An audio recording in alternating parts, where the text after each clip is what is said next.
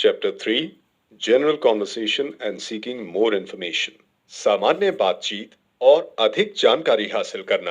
Hello friends. तो आज कैसा महसूस कर रहे हैं आप अपनी इंग्लिश को लेकर? निश्चित रूप से आपका कॉन्फिडेंस बढ़ा होगा।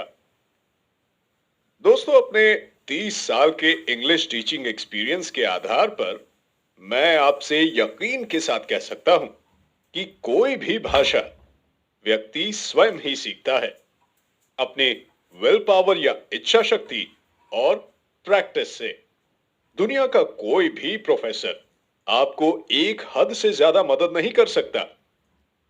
मैं आपको बेसिक नॉलेज दे सकता हूं, एक गाइड की तरह दिशा दे सकता हूं, मगर चलना तो आप ही को होगा। तो चलें दोस्तों, आज के चैप्टर की ओर। सामान्य बातचीत के सिलसिले को आगे बढ़ाते हुए आज हम सीखेंगे मुलाकात के दौरान और अधिक जानकारी जुटाना, जो रिश्तों को कायम रखने और मजबूत बनाने में काम आती है। चलिए देखते हैं। जैक और मैरी एक दूसरे की हॉबीज यानी रुचियों या शौक इत्यादि के बारे में कैसे जानकारी लेते हैं। स्थान और बातचीत के समय पर जरा गौर कीजिएगा। चूंकि वे कॉलेज के कैफेटेरिया या कैंटीन में बैठे हैं, इसलिए हल्की फुल्की बातों के लिए ये सही वक्त है। आइए सुने और समझें। Hi, Mary. Are you coming from the English lecture? Yes, and it was great. Yeah. English seems to be your favorite subject, isn't it? Yes, it is. But you seem to be interested in computers, right?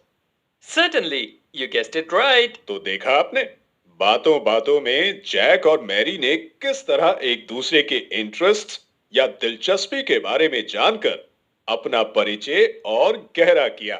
Jack ने Mary से पूछा कि क्या वो English lecture से आ रही है, जिस पर मैरी ने न सिर्फ यस कहा, बल्कि ये भी कहा कि इंग्लिश लेक्चर शानदार रहा। नो डाउट फ्रेंड्स, अब जैक ये जान चुका है कि इंग्लिश मैरी का फेवरेट यानी पसंदीदा सब्जेक्ट है, और मैरी भी बातों बातों में जान गई है कि जैक की रुचि कंप्यूटर्स में है। और अब मैं चाहूंगा कि आप इस बातचीत को फिर से सुने, समझें और प्रैक्टिस करें। Hi, Mary. Are you coming from the English lecture? Yes, and it was great. Yeah. English seems to be your favorite subject, isn't it? Yes, it is.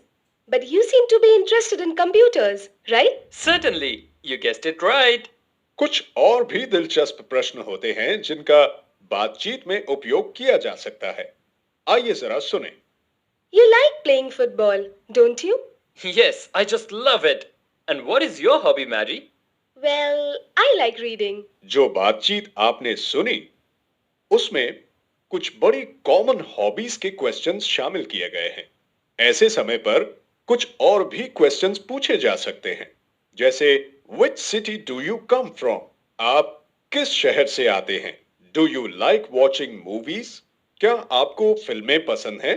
Have you been to America? क्या आप America गए हैं? Are you a vegetarian or non-vegetarian? क्या आप शाकाहारी हैं या मांसाहारी? ये तो थे दो जानकारों के बीच परिचय बढ़ाने के तरीके। अब आइए देखें, एक स्ट्रेंजर या अजनबी किस तरह से अपना परिचय देकर जानकारी हासिल कर सकता है। जैसा कि आप जानते हैं, जैक और मैरी इस वक्त कॉलेज के कैफेटेरिया में बैठे बातचीत कर रहे हैं।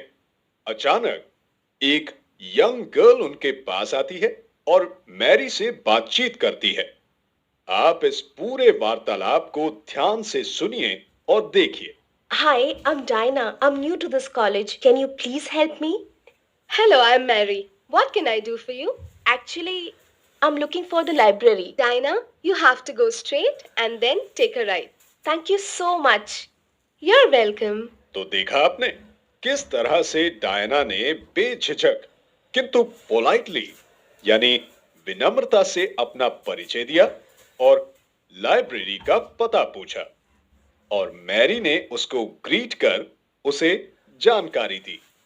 अब जल्दी से आप इस बातचीत को फिर से सुनकर तरीका और लहजा अच्छे से समझ लें, ताकि मैं आपको आगे और एग्जाम्पल्स देकर समझा सकूं कि दैनिक जीवन में हम किस तरह से जानकारी जुटा सकते हैं। आइए इन सेंटेंसेस यानी वाक्यों को सुने।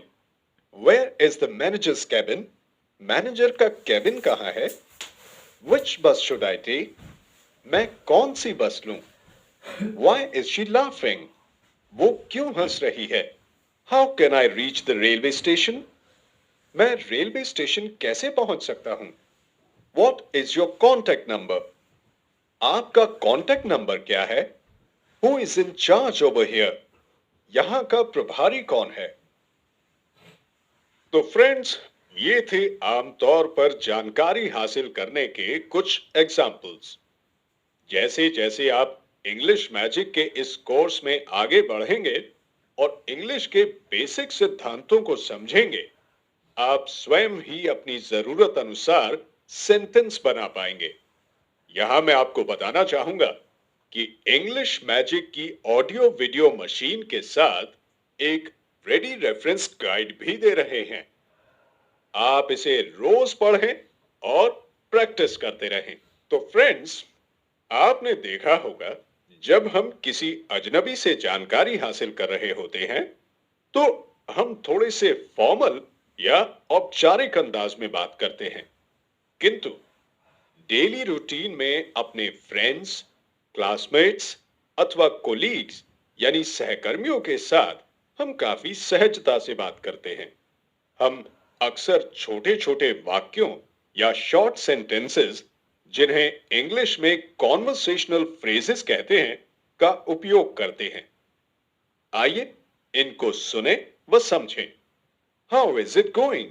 सब कुछ कैसा चल रहा है? लवली डे, या haven't seen you for a while, या फिर हाउस वर्क। तो दोस्तों, यदि आपने ध्यान से सुना होगा तो पाया होगा कि इनमें कुछ फ्रेजेस अधूरे से थे। जैसे लवली डे, इस वाक्य या कहें प्रश्न का अर्थ यूं तो होता है सुंदर दिन, लेकिन चूंकि इसे प्रश्न के अंदाज में सामने मौजूद व्यक्ति से पूछा गया है, इसीलिए इसका भावार्थ होता है सुंदर दिन, है ना? तो दोस्तों, देखा आपने, व्यक्ति के साथ घनिष्ठता के आधार पर इंग्लिश के उपयोग में फर्क आ जाता है। So friends, it's time I take leave from you. क्या आप समझे अभी अभी मैंने क्या कहा? मैंने कहा, दोस्तों, समय आ गया है कि अब मैं आपसे इजाजत लूं। दरअसल मैं विदा लेने से पहले की भूमिका बांध रहा था, जैसा कि मैंने आपको पहले भी सिखाया था। एक बार और कह देता हूं ताकि आप इसे अच्छी तरह से याद कर लें। So friends, it's time I take leave from you. See you soon, goodbye. और हाँ, I will send mister tip. मैं मिस्टर टिप को अभी आपके पास भेजता हूं।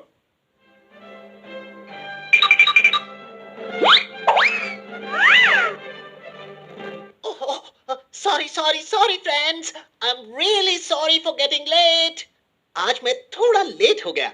Actually, मैंने आईने के सामने कुछ ज्यादा ही वक्त गुजार दिया। ओहो, आईने से मुझे एक कहावत याद आई दोस्तों। Mirror never lies. दर्पण झूठ ना बोले। अगर ये सच है, तो क्यों ना इसका फायदा उठाया जाए? हाँ, अपनी इंग्लिश इंप्रूव करने के लिए। हाँ दोस्तों, प्रोफेसर रिचर्ड आपको जो कुछ सिखाते हैं, उसे आप मिरर यानी आईने के सामने जोर जोर से बोलकर प्रैक्टिस करें। आई एम श्योर आपको बहुत फायदा होगा। आप अपने हाव भाव स्वयं देख पाएंगे और धीरे धीरे आपकी हिचकिचाहट भी दूर होगी और कॉन्फिडेंस बढ़ेगा। और हाँ दोस्तों, यदि आप खुशकिस्मत हैं कि आपके फ्रेंड्स या फैमिली मेंबर में से कोई भी इंग्लिश जानता है, तो बेशक उनके साथ प्रैक्टिस करें। दोस्तों, ये तरीका बड़ा ही यूजफुल, फायदेमंद होता है। गलतियां होती हैं तो होने दीजिए, घबराइए मत। गलतियां किससे नहीं होती? आप तो बस प्रैक्टिस करते रहें और प्रोफेसर रिचर्ड तथा मुझ पर भरोसा रखें। कैसी लगी मेरी आज की टिप्स दोस्तों? काम की थी ना? हाँ?